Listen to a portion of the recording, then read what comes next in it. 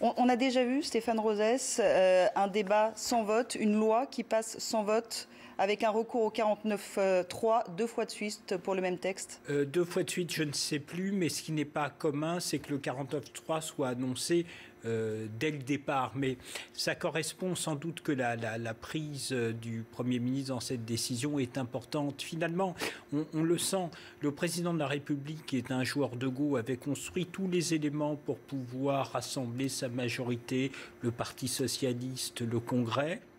Et là, il y a une initiative, le 49.3, qui est une initiative d'accélération qui tend les choses un tout petit peu au sein du Parti socialiste, ce qui exprime l'intervention de Claude Askolovitch. Alors, sur le fond, maintenant, des choses, c'est-à-dire le rapport au pays, parce qu'évidemment, il y a un écart, le Premier ministre n'a pas tort de le dire, il y a un écart considérable entre les débats internes au sein de la gauche et du Parti socialiste, et même les débats à l'Assemblée, et puis le sujet du pays.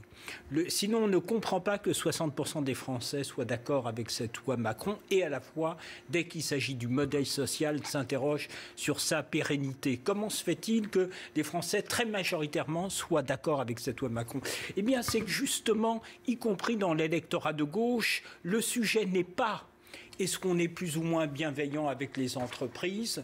On l'a dit, Claude Askolovitch le dit à sa façon, le MEDEF soutient cette avancée, alors que la droite dit non, non, ça va pas. Où est-ce qu'on est du côté des salariés? C'est pas ça le sujet du pays. Le sujet du pays, c'est est-ce que dans le monde tel qu'il est, nous sommes en train de crever? Est-ce que notre modèle social peut perdurer? Et donc, il n'y a pas dans l'opinion de contradiction, contrairement au débat idéologique habituel qui date d'il y a 15-20 ans, entre d'un côté l'efficacité de la loi Macron et d'autre part la pérennité du modèle social. Alors là où c'est clair, c'est que l'exécutif semble être assez clair sur qu'est-ce qui fait le dynamisme de l'économie au travers d'une politique d'offre. Par contre, je dirais le point obscur, le point aveugle, c'est quoi le modèle social? Qu'est-ce qu'on préserve? Qu'est-ce qu'on ne préserve pas? Mais en tout cas, ce qui est clair, c'est que les lignes de partage internes au Parti socialiste et à la gauche ne correspondent en rien à ce qui se passe dans le pays, à ce qui se passe